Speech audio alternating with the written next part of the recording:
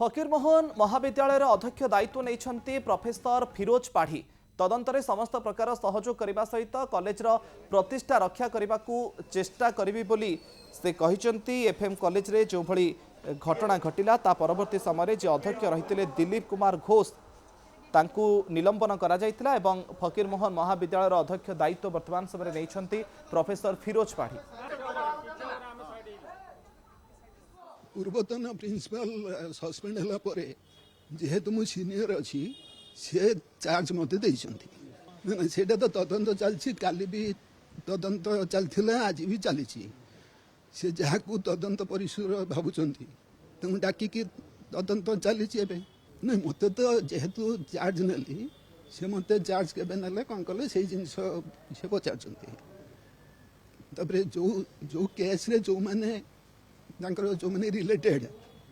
से जहाँ भावुं से डाकिकी तदंत चली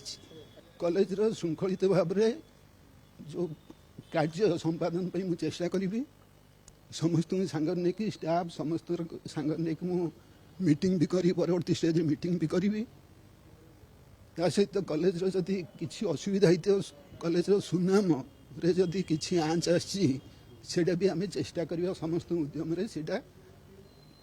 समाधान करने को चेष्टा करवा निहाती तदंतर जहाँ को जहाँ सी डाकिबे जहाँ तदंत करेंगे समस्ते से सहयोग करेंगे।